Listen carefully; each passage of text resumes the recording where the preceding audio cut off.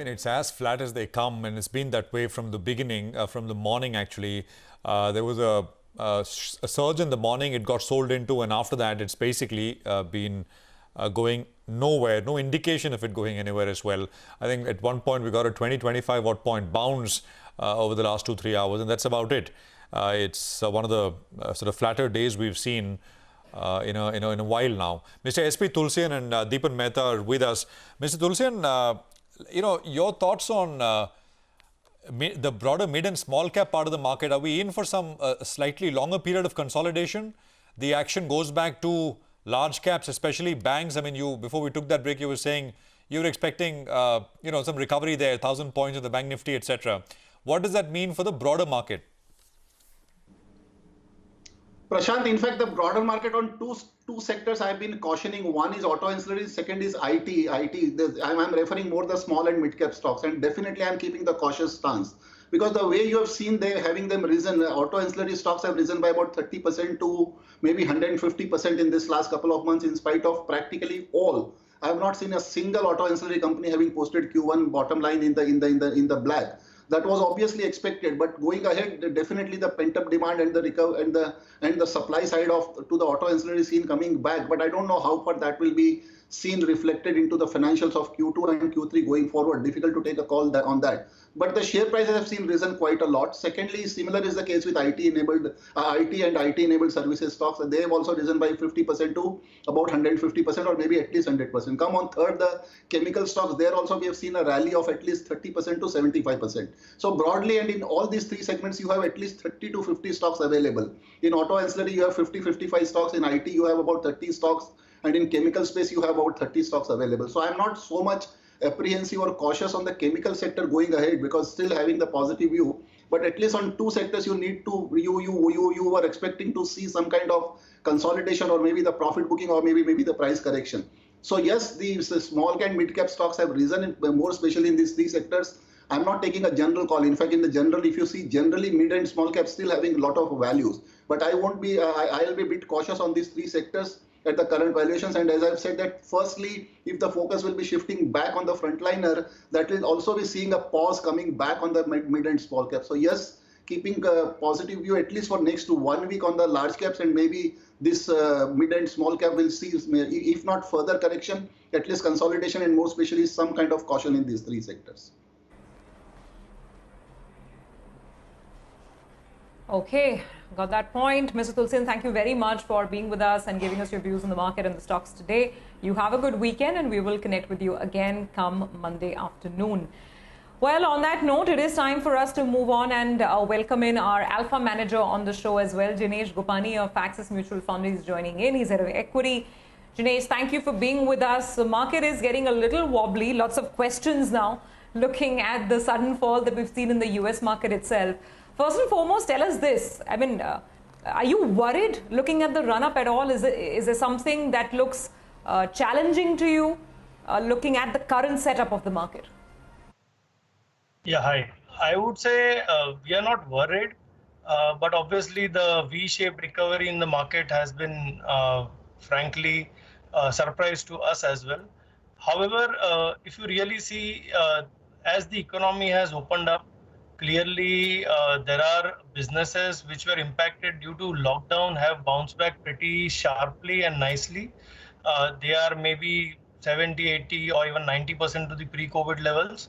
Whereas the businesses which are impacted due to COVID, be it hospitality, commercial real estate, travel, tourism, aviation, would take a longer period of time to recover. So businesses surprisingly have bounced back pretty nicely, and maybe markets are always ahead of everyone, and maybe they would have seen that opening up and business momentum coming back, and hence we have a V-shaped kind of recovery. Jinesh, specifically in the broader universe, what group of stocks are you still bullish on? I'm talking about sectors like auto. We were just having this discussion with Mr. Tulsian earlier. Auto angs, there's chemicals, there's a bunch of sectors which have done very well, and probably actually they've been some of the best performers from the lows of March. Just your thoughts in terms of not just these sectors, but other groups of stocks where you still think there's a fair bit of valuation upside left. See, it would be difficult to go stock by stock or sector by sector, but I can say, as I said, that businesses which have bounced back after the lockdown and the impact was only due to lockdown, I think they are doing well. Obviously, you might ask that valuations, have they run up, or obviously there should be a consolidation after such a sharp move. But this is not the time to ignore any sector. There are companies available to participate in each and every sector, and that is what we are doing. Wherever we are finding intrinsic value for the business, we are trying to research more on that. We are trying to invest. We are trying to slowly participate in some of the stories. I don't think this is the time you should ignore any sector or get overconfident on any sector. But as you go stock specific, as you go sector specific, you will get those winners. Okay. Jinesh, of course, your portfolios did extremely well over the last year and a half. You had significant exposure to financials and that worked very well. Now, since this is a bit of an underperforming sector, what's the view that you're taking specifically on the NBFCs? I mean, given that now we have the Kamath Committee report and we should have more detail on restructuring and the extent of NPAs, what's your stance? See, financials are clear indicators of how economy will do over a period of time. They are backbone to economy. If economy bounces back by Q3 or Q4, then obviously next year could be good for financials. See, that is what I'm trying to say, that we should not ignore any sector, but at the same time you have to be very careful in each and every sector, because you you are in unknown. You don't know what will happen to this pandemic, whether will come out in next 1 or 2 months in terms of flattening the curve or declining curve. Do we have vaccine as fast as possible? So it will all boil down to how this health crisis further goes, and whether economy bounces back smartly or it tapers from here on, or we have a stimulus, or how it goes. So obviously, financials being part of the economy, it will underperform till the time economy shows real recovery. So I think maybe I would say it's a 2-3 year story for the financial. Near term, it might underperform the broader indices as these NPA issues, asset quality issues subside. Q3, I would say, is a very critical quarter for financials, be it NBFC or banks. We will know what kind of cockroaches come out in terms of asset quality issue, and if the issues are less, if they are able to navigate without any significant hit to their balance sheet, then I think some of the banks or some of the NBFCs will definitely bounce back very strongly. Because we should not forget that we are a credit-starved economy. If we need 6-7% GDP growth, we would need at least 10 to 12% credit growth. So it's a good sector to be in. There are market share gain opportunities for some of the banks and NBFCs, and if they play their asset quality issues well, and if they are able to reduce their baggage, then I think they should be doing well next year. But obviously, you need to take a slightly longer term call for some sectors, and for some sectors, it is a near term growth story. Jinesh, I'm just trying to understand the investing philosophy now broadly. Is it just buying leaders in respective niche areas, sectors, and just sitting tight there, hoping that market share, I mean, the big will get bigger. That's not just here, but around the world, we've seen that. They'll have more pricing power. They'll have all kinds of other advantages which come with scale. Is that broadly the thing to do, or, is it to chase so-called value? But again, I mean, value is not done well at all, right? I mean, especially in this environment.